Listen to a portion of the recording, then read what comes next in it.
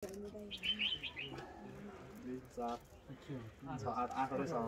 भन्छ देशी छेदेन के 8वटा बुद्धको जीवनसँग सम्बन्धित स्तूप यसलाई भन्छ स्तूप हैन टिबेटनमा यसलाई भन्छ छेदेन तर छेदेन भनेको शब्दलाई चाहिँ तामाङहरूले चाहिँ छोर्देन भनेर पढ्छ के यो छोर्देन भनेको चाहिँ हाम्रो अहिले चाहिँ हाम्रो हिमाली भागमा चाहिँ छोर्देन भन्छ धेरैले हैन तर विशेष गरी टिबेटनमा चाहिँ छेदेन हो के छे भनेको चाहिँ हामीले अफरिङ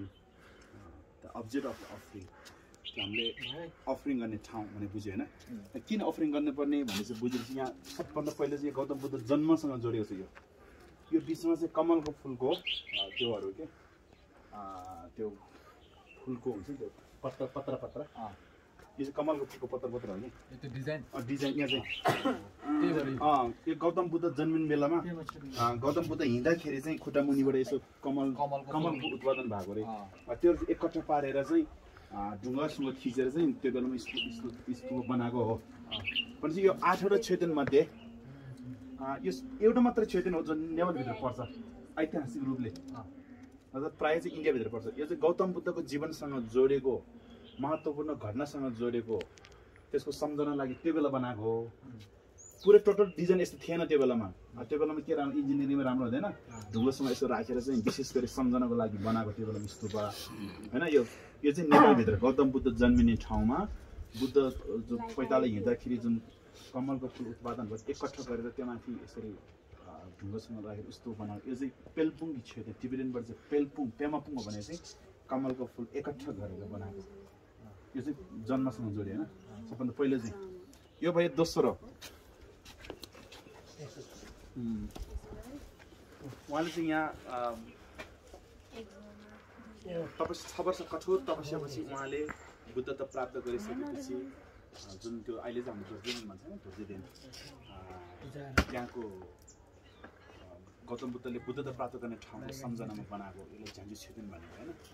जुन गौतम बुद्धले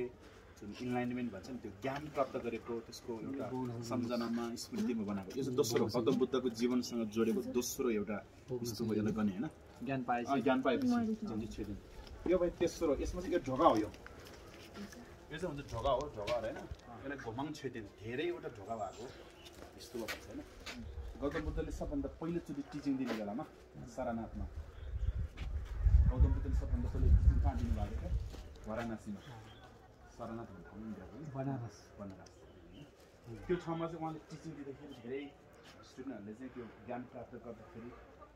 ढुङ्गाले पनि छेउन नसक्ने कुनै पनि यो पर्खालबाट हिँड्दाखेरि पछाडिबाट आएको त्यस्तो खालको एउटा ज्ञानहरू प्राप्त भइसकेपछि विशेष गरी शून्यता बोधको ज्ञानपछि त्यस्तो एउटा पावर प्राप्त भएको हुनाले यो त्यस्तो सम्झनामा बनाएको घमाङ छेदेन भने यही ठुलो यसले दोस्रो के भन्छ छेगो छेदेन धर्म टिचिङ स्तूप पनि भनिन्छ धर्म टिचिङ स्तूप अथवा धेरै ढोकाको स्तूप दुईवटा नामले चिन्छ यो होइन यो पनि गौतम बुद्धको जीवनीसँग जोडेको घटना हो यो चाहिँ उहाँको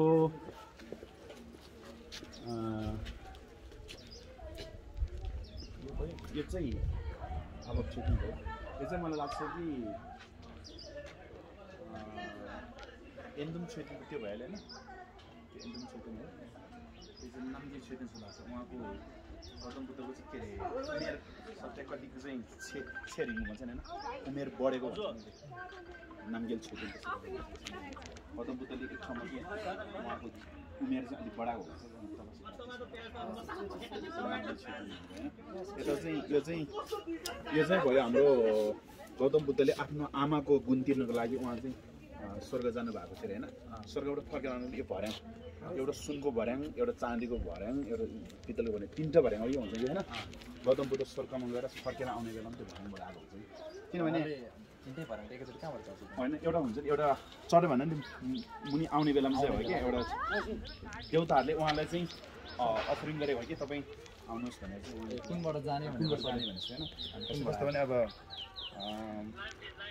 मायादेवी गौतम बुद्धको आमा मायादेवी चाहिँ गौतम बुद्ध जन्मेर 7 दिनमा बित्नुभयो अब अहिलेको वैज्ञानिकहरूले के भन्छ भन्दाखेरि न उहाँले त्यो बेलामा त्यो एउटा के भन्छ नि प्रसुति त्यो कारणले बच्चा जन्मेर चाहिँ एउटा होइन त्यसलाई अहिले जस्तो अब त्यो के भन्छ हस्पिटल अब भन्छ नि डेलिभरीको सिस्टम नभएको हुनाले धेरै रगत बगेर बितेको पनि हो कि भने त्यो चाहिँ साइन्टिफिक अथवा आधुनिक चस्माले हेर्ने कुरा हो त्यो होइन तर अर्को पनि एउटा फेरि धार्मिक हिसाबले चाहिँ अर्को व्याख्या गर्छ होस् होइन 7 दिनमा गौतम बुद्धको मम्मी 7 दिनमा बितेको हुनाले अब उहाँले त मम्मीलाई आफ्नो आमालाई चाहिँ गुण दिन पाएन त्यसैले उसको आमा चाहिँ कहाँ जन्मेको रहेछ भने हेर्दाखेरि चाहिँ स्वर्गमा जन्मेको रहेछ भनेर चाहिँ उहाँले स्वर्गमा गएर बर्खावास 3 महिना चाहिँ उहाँले माथि गएर चाहिँ धर्म सुनाएको होइन अनि आमालाई गुण दिइसकेपछि अनि फर्केर आउने बेलामा चाहिँ फर्याङबाट यस्तो यो ठाउँ चाहिँ अहिले इन्डियामा एक ठाउँमा छ यो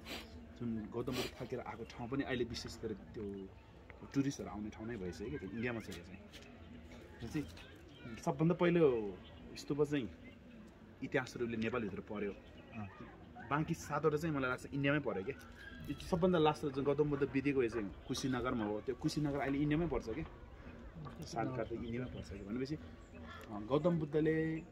त्यो समयमा चाहिँ के यो इन्डिया यो नेपाल भन्ने थिएन क्या त्यो थिएन अहिलेको समयमा चाहिँ अब यो पोलिटिकल त्यो बनाइसके बोर्डर बनाइसकेपछि चाहिँ त्यो चाहिँ धेरै चाहिँ प्रायः चाहिँ इन्डियामा पऱ्यो क्या अब जन्म चाहिँ नेपालभित्र पऱ्यो होइन त्यसैले गौतम बुद्धको जीवनसँग जोडिएको घटनाहरूलाई स्मरण गराउन लागि बनाएको यस्तो भयो होइन यो भयो यो भयो एन्दुम छेडिन एन्दुम भनेको चाहिँ गौतम बुद्धको दाइ के भन्छ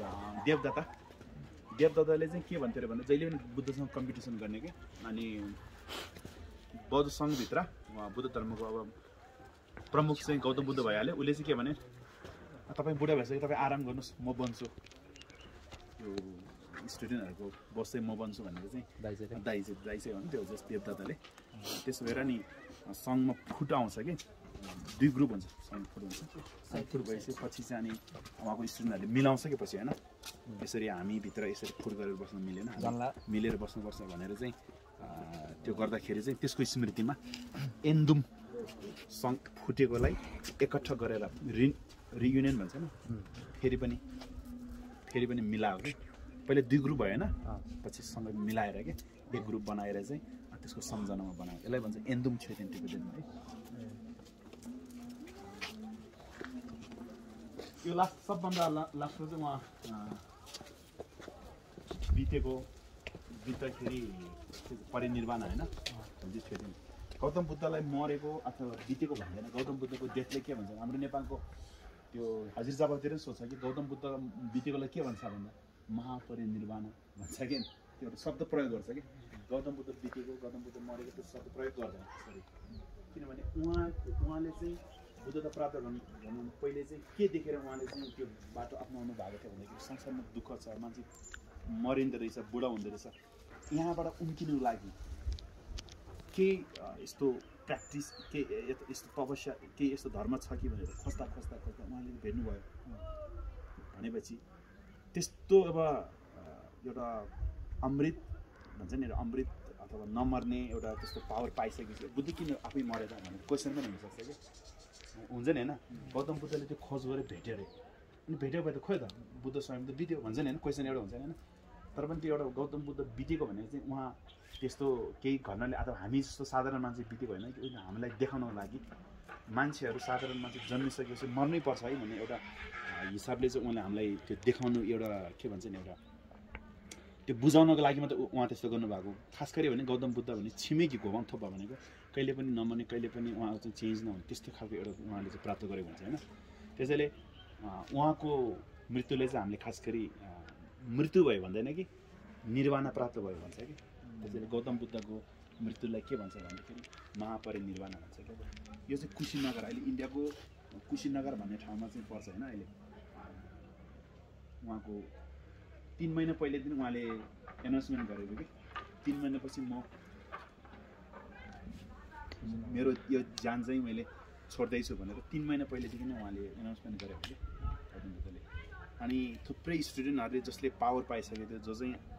अहिले नै मर्न सक्ने खालको त्यस्तो खालको पावर पाएको थियो कि उनीहरूले त्यसरी होइन अनि धेरैजसले के गर्यो भन्दाखेरि गौतम बुद्ध बितेको हामी हेर्न सक्दैन भनेर पहिला नै बितेको भने थुप्रै थियो कि थुप्रैजना चाहिँ हजारौँको सङ्ख्यामा चाहिँ पहिला नै गौतम बुद्ध बित्नेभन्दा पहिला नै बित्यो कि आफै त्यो प्राप्त गरेर अनि 3 महिनापछि चाहिँ उहाँले एकदम कुशीनगरमा सालको रुखमुनि बसेर अनि टिचिङहरू दिएर चाहिँ अन्तिममा बित्नु भएको चाहिँ कुशीनगरमा सो त्यसलाई भन्छ अनि न्याङ्दे छेदेन टिबेटनमा चाहिँ न्याङ्दे छेदेन भयो होइन जेनरली हाम्रो यहाँतिर चाहिँ के भन्छ भन्दाखेरि परिनिर्वाण स्तूप यो टोटल 8वटै गौतम बुद्धको जीवनसँग जोडेर बनाएको त्यो स्मरण लागि बनाएको स्तूपहरू पर्छ होइन खास गरी गौतम बुद्धको प्रमुख एउटा त्यो घटनासँग जोडेको कि गौतम बुद्धको जीवनमा 45 वर्षसम्म चाहिँ उहाँले नगर गाउँ हिँडेरै उहाँले प्रवचन दिनुभयो कतिवटा चाहिँ घटना घट्यो होइन सबैले त समेट्न सक्दैन तर मेन घटनाहरू चाहिँ त्यसले समेट्नु बनाएको र तत्काल समयमा राजाहरूले पनि दान गरेर बनाएको कि स्तूपहरू चाहिँ प्रायः जस्तो त्यसैले टिबेटन भन्छ दिसी छुदेन गे दिसी भनेको बुद्ध भएन बुद्धको 8वटा स्तूपहरू भन्छ कि होइन यसको महत्त्व हुन्छ विशेष गरी खास गरी घुम्ने बेला हामीले बायाँबाट यताबाट घुम्नुपर्छ है यसो घुम्नुपर्छ यताबाट जानु मिल्दैन यसरी विशेष गरी चाहिँ यसरी बायाँबाट यसरी घुम्छ कि पछाडिबाट एउटा छ भने यसरी घुम्नु पर्यो होइन कुनै चाहिँ यताबाट गएर फर्केर आउँछ त्यो चाहिँ नहुनु ओके